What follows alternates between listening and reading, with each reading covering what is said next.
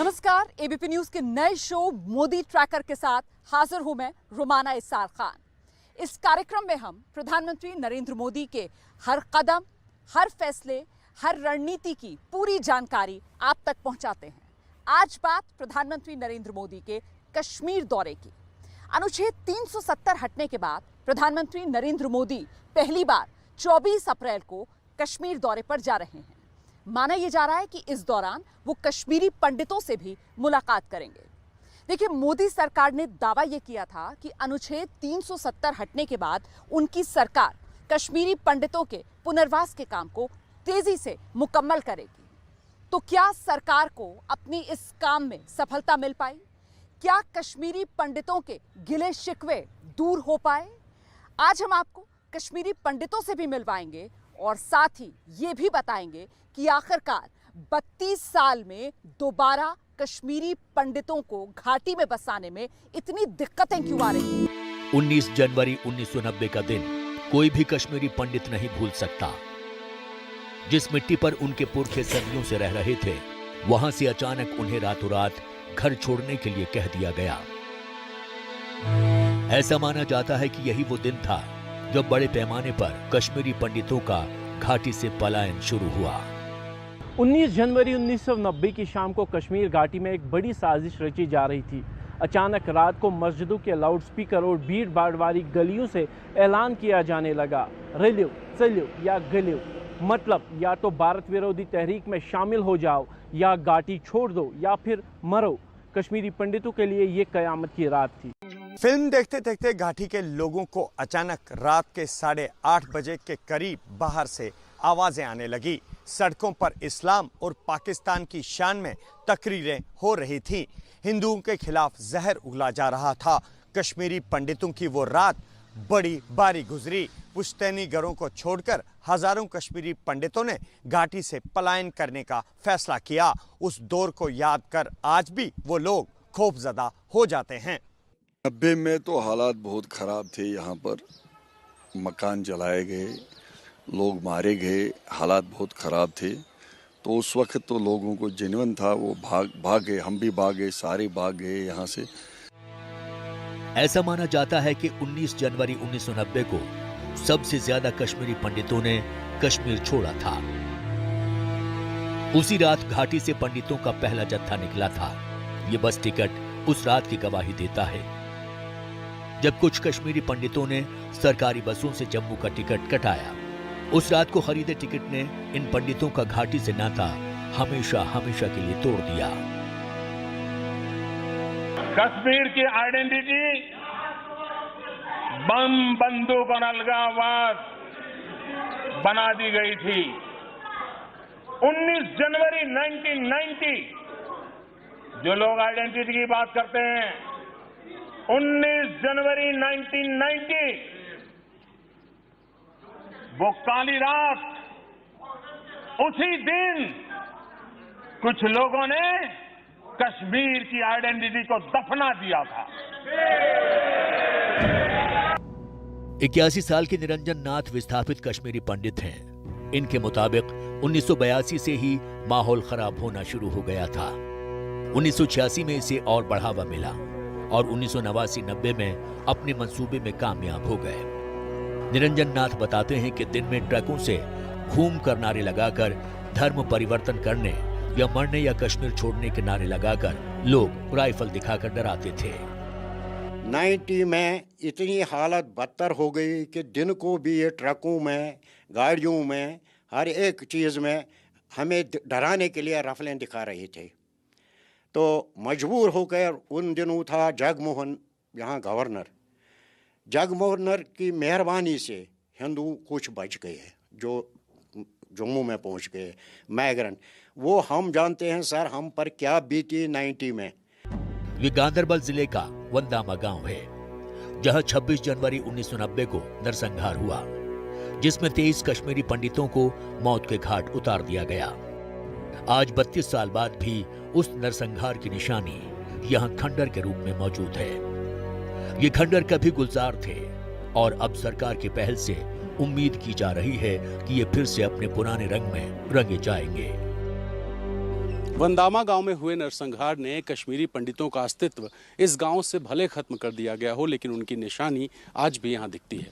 मेरे बगल में ये जो खंडहर आपको दिखाई दे रहे हैं, ये उन्हीं कश्मीरी पंडितों के आलीशान घर थे जिनको छोड़कर वो कश्मीरी पंडित तंबू में पहुंच गए। 1990 में कितने कश्मीरी पंडित घाटी से निकले, इसे लेकर आज तक कोई पुख्ता आंकड़ा सामने नहीं आया है। दरअसल सरकारी आंकड़ों और चश्मदीद के आंकड़ों में भारी अंतर है। यही वजह है कि 30 साल बाद भी बहस जारी है कि आखिरकार संख्या कितनी थी उन कश्मीरी पंडितों की जो विस्थापित हुए। लेकिन इस बात में कहीं कोई शक नहीं कि एक कौम को अपने ही देश की मिट्टी से दरबदर होना पड़ा। ठोकरें खाने के लिए उसे छोड़ दिया गया। साल 1990 के मार्च और अप्रैल के दरमियान हजारों परिवार घाटी से भागकर भारत के दूसरे इलाकों में शरण लेने को मजबूर हुए। अगले कुछ महीनों में खाली पड़े घरों को जलाकर खाक कर दिया गया। जो घर मुस्लिम आबादी के पास थे, उन्हें बड़ी सावधानी से बर्बाद कर दिया गया।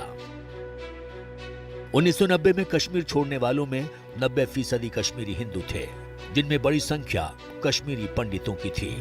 1990 में कश्मीर से विस्थापित हुए लोगों के लिए बनाए गए राहत कार्यालय की रिपोर्ट के मुताबिक आतंकी हिंसा के चलते घाटी से कुल 44,167 परिवार भागने के लिए मजबूर हुए थे। इनमें से 39,782 परिवार हिंदुओं के थे, जबकि बाकी परिवार सिख, बौद्ध और मुस्लिम समुदाय से थे। 17 मार्च 2020 को जब संसद में ये सवाल पूछा गया तो गृह राज्य मंत्री जी किशन रेड्डी ने बताया कि 1990 के बाद से 64,951 कश्मीरियों के परिवार घाटी छोड़ चुके थे, जबकि जम्मू कश्मीर सरकार की वेबसाइट के मुताबिक घाटी में हिंसा के बाद लगभग 1.6 लाख से लेकर 3 लाख कश्मीरी पंडितों को कश्मीर छोड़ना पड़ा था। माना जाता है कि सरकार की ओर से विस्थापित कश्मीरी पंडितों की संख्या ठीक से इसलिए नहीं बताई जा सकी क्योंकि उनके पंजीकरण की संख्या साल दर साल लगातार बढ़ती रही है। हिंसा और आतंकवाद के जिस दौर में उन्हें अपना घर छोड़ना पड़ा, जो यातनाएं सहनी पड़ी, वो हिंदुस्तान कभी नहीं भूल सकता। मैं हर अवसर पर कहता नहीं हूं, लेकिन वो पीड़ा मेरे मन में हमेशा रही है। प्रधानमंत्री नरेंद्र मोदी कश्मीरी पंडितों के मुद्दे को लेकर हमेशा से काफ़ी संवेदनशील दिखे हैं। ऐसा हम इसलिए नहीं कह रहे हैं क्योंकि प्रधानमंत्री बनने के बाद उन्होंने इस मुद्दे पर प्रमुखता से बात की थी। दरअसल वो इस मुद्दे पर 1990 के दशक से ही सक्रिय है। घाटी में कश्मीरी पंडितों के पलायन और उसके बाद फैली मिलिटेंसी को लेकर वो शुरू से ही काफ़ी मुखर रहे हैं। नरेंद्र मोदी और बीजेपी नेता मुरली मनोहर जोशी का ये वीडियो 1992 का है।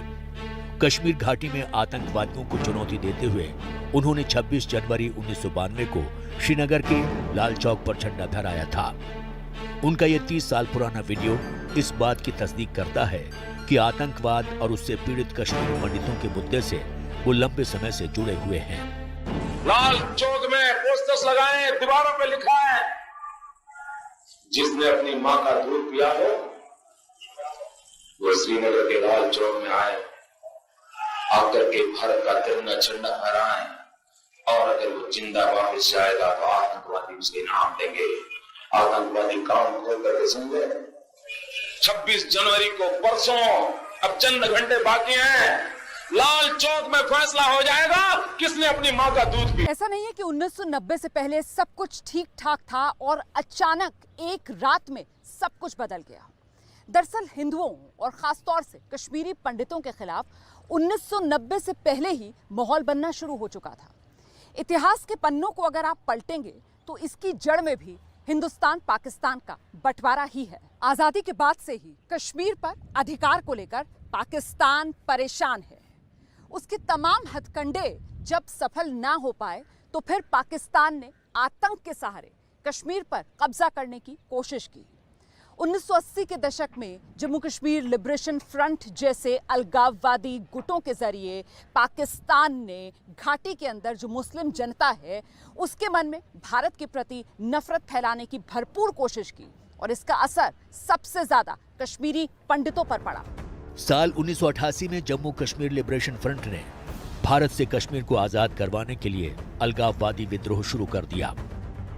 इस अलगाववादी विद्रोह के कारण 1989 में एक प्रमुख कश्मीरी पंडित टीकालाल टपलू की हत्या कर दी गई। टीकालाल एक जाने माने नेता थे जिनका नाता भारतीय जनता पार्टी से था। 14 सितंबर 1989 को आतंकियों ने पंडित टीकालाल टपलू की हत्या कर दी थी। इसके बाद 2 अक्टूबर 1989 को उन्होंने एक और प्रमुख कश्मीरी पंडित नीलकंठ गंजू की हत्या कर दी। हाईकोर्ट के जज के तौर पर नीलकंठ गंजू ने जम्मू कश्मीर लिबरेशन फ्रंट के फाउंडर मकबूल भट्ट को 1984 में फांसी की सजा सुनाई थी। इसके कुछ दिन बाद 27 दिसंबर 1989 को अनंतनाग में पत्रकार और वकील प्रेमनाथ भट्ट की हत्या कर दी गई। कश्मीरी पंडितों को इंसाफ दिलाने के लिए मोदी सरकार ने अपने पहले कार्यकाल से ही काम शुरू कर दिया था, लेकिन हाल ही में फिल्म कश्मीर फाइल्स ने मुद्दे को फिर से प्रमुखता से सामने ला दिया है। यही वजह है कि घाटी में 1990 में कई कश्मीरी पंडितों की हत्या करने वाले फारूक अहमद डार उर्फ बिट्टा कराटे के जुर्म की फाइल फिर से खुलने जा रही है।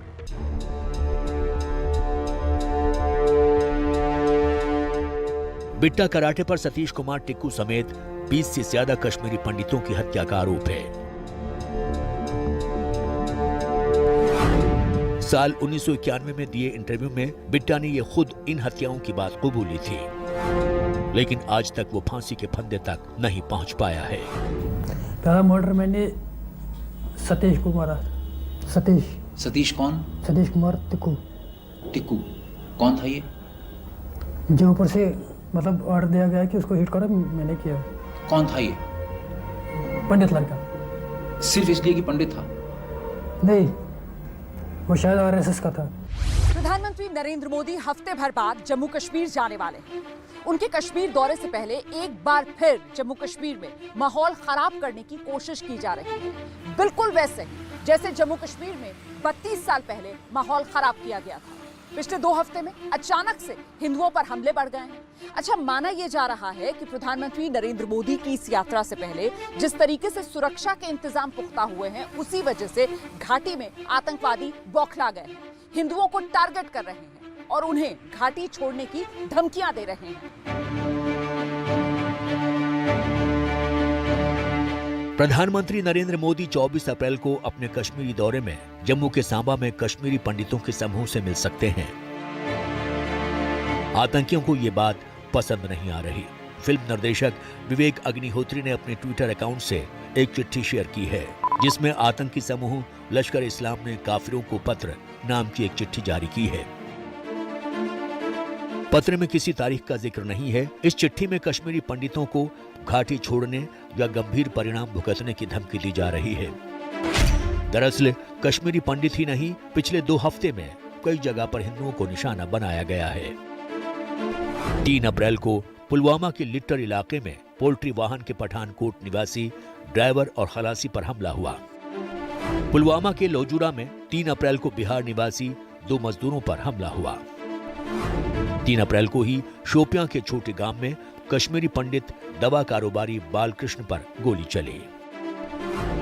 7 अप्रैल को पुलवामा के यार्डर में पठानकोट निवासी एक मजदूर को आतंकियों ने गोली मारकर घायल कर दिया और 13 अप्रैल को कुलगाम में राजपूत परिवार के एक व्यक्ति सतीश की आतंकियों ने हत्या कर दी। हाल ही में कश्मीर में हिंसक घटनाएं बढ़ने के बाद कश्मीरी पंडितों की आस्था के सबसे बड़े केंद्र माता खीर भवानी मंदिर में भी आवाजाही कम हुई है। माता खीर भवानी कश्मीरी पंडितों की कुल देवी हैं। गांदरबल जिले में पड़ने वाले खीर भवानी मंदिर में हर साल कश्मीरी पंडित पूरी दुनिया से मन्नत मांगने आते हैं। वैसे कश्मीरी पंडितों के पुनर्वास को लेकर पहली बार कोई बड़ी योजना 2008 में मनमोहन सरकार लेकर आई थी। उसके बाद उसे और विस्तार दिया प्रधानमंत्री नरेंद्र मोदी ने। 2015 में प्रधानमंत्री नरेंद्र मोदी जम्मू कश्मीर के लिए विशेष पैकेज लेकर आए, जिसके तहत जम्मू कश्मीर में विकास के लिए 80,000 करोड़ रुपए का प्रावधान किया गया और फिर कश्मीरी पंडितों को दोबारा से घाटी में बसाने के लिए कई योजनाएं शुरू हुई। एबीपी न्यूज संवाददाता रणवीर ने अनंतनाग जिले की कश्मीरी पंडित कॉलोनी का जायजा लिया। यहाँ वसु इलाके की इस कॉलोनी की क्षमता बढ़ाई जा रही है। कुछ ब्लॉक्स में लोग रह रहे हैं और कुछ नए ब्लॉक्स बन रहे हैं। इस कॉलोनी के मुख्य गेट को ऊंचा बनाया गया है। गेट पर सुरक्षाकर्मी तैनात हैं और दीवारों पर कंटीली तार लगाई गई है।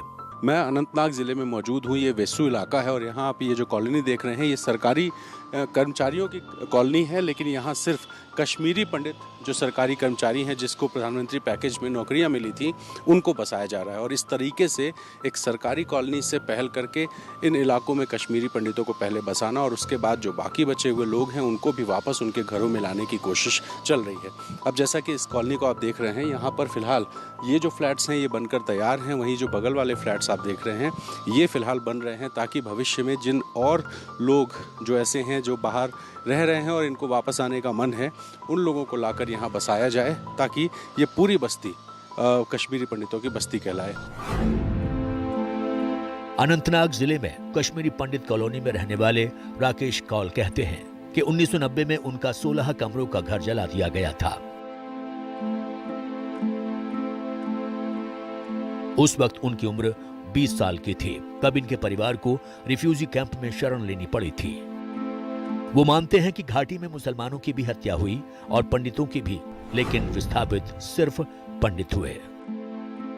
बहुत हुए और प्रधानमंत्री पर, होम मिनिस्ट्री पर, जो भी हमारा इस वक्त शासन चल रहा है कि रिटर्न पॉलिसी डिग्निटी और ऑनर के हिसाब से होगा। मगर एक चीज इसमें है, इसमें हमारी जो ऑर्गेनाइजेशंस है, जो हमारे इंडिविजुअल्स है, उनसे बातचीत करके क्यों हम चाहते हैं प्रधानमंत्री, हमें पूरा यकीन है वैसा नहीं होगा क्योंकि मेरी साथ माइग्रेशन हुई है। 2017 से 2022 के बीच 5 साल के अंतराल में 610 कश्मीरी पंडितों को उनके कश्मीर स्थित घर लौटाए जा चुके हैं। कश्मीरी पंडितों का एक बड़ा तबका भी अपना घर 1980-90 के दौर में छोड़कर भागने को मजबूर हुआ था। सरकार का कहना है कि 5 अगस्त 2019 के बाद से ही अब तक 1700 कश्मीरी पंडितों को सरकारी नौकरियां मिली हैं। 2015 के बाद से अब तक 3800 से ज्यादा प्रवासी नौकरियों के लिए घाटी लौट चुके हैं। राज्यसभा में दिए लिखित जवाब में गृह राज्य मंत्री नित्यानंद राय ने बताया था कि कश्मीरी प्रवासी परिवारों को दोबारा इस केंद्र शासित प्रदेश में बसाने के काम में 2019 से तेजी लाई गई और इस साल फरवरी के पहले 1697 और फिर 1140 अतिरिक्त नौकरियां दी गईं। मोदी सरकार की तरफ से फिलहाल हर विस्थापित परिवार को लगभग 13,000 रुपए की मदद भी दी जा रही है। कश्मीरी विस्थापित भाई और बहनों का केंद्र की सरकार उनके अधिकार, उनके सम्मान, उनके गौरव के लिए प्रतिबद्ध है, समर्पित है। कश्मीर के अनंतनाग जिले के मारतंड क्षेत्र में ऐतिहासिक सूर्य मंदिर है। इस मंदिर को संचालित करने वाले मारतंड ट्रस्ट के प्रमुख अशोक सीधा भी कश्मीरी पंडित हैं। मंदिर परिसर में ही रहने वाले अशोक कहते हैं कि 1990 में हालात ऐसे हो गए थे कि इनके मकान जलाए गए, हत्याएं की गईं, जिसकी वजह से इन्हें मजबूर होकर कश्मीर छोड़ना पड़ा।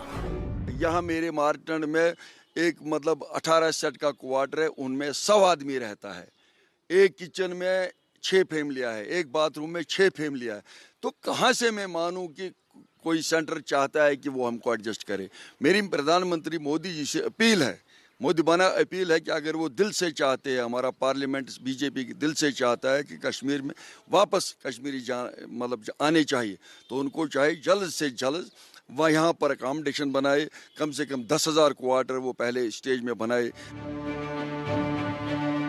श्रीनगर में रहने वाले डॉक्टर संदीप मावा सामाजिक कार्यकर्ता हैं। साल 1990 में डॉक्टर संदीप मावा 12 साल के थे जब इनके पिता को अक्टूबर 1990 को 4 गोलियां मारी गईं। तभी अपने परिवार के साथ घाटी छोड़कर दिल्ली चले गए थे। 2019 में वो वापस श्रीनगर लौटे और अपना व्यापार कर रहे हैं। इनका कहना है कि इनके पिता की इच्छा थी कि वो वापस कश्मीर लौटें। दिल्ली में बिल्कुल इट्स अ डिफरेंट लाइफ। वहाँ हमसाय का नहीं, दैट्स कमर्शियल, वो उतने हम कमर्शियल हुए नहीं हैं, इतने प्रैक्टिकल हुए नहीं हैं। तो मेरे पिताजी को हमेशा दुख था कि भाई मैं अपने वतन वापस जाऊँ। तो 2019 में हमने पहल की और बड़ा ज़बरदस्त जो आम आदमी कश्मीर का, उसने हमें बिल्कुल द बेस्ट थिंग ही कुड ऑफर अस, ही ऑफर्ड अस। प्रधानमंत्री नरेंद्र मोदी से कश्मीरी पंडितों को बड़ी उम्मीदें हैं। क्या ये उम्मीदें पूरी हो पाएंगी?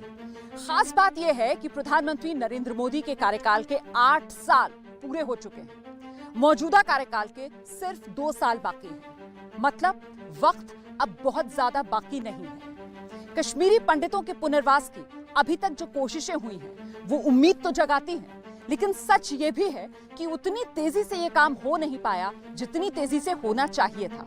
इसीलिए क्या 2024 से पहले प्रधानमंत्री नरेंद्र मोदी कश्मीरी पंडितों को कोई बड़ा तोहफा देंगे? इस पर हमारी नजर रहेगी। फिलहाल मोदी ट्रैकर में अगले हफ्ते आपसे फिर मुलाकात होगी। मुझे इजाजत दीजिए, नमस्कार।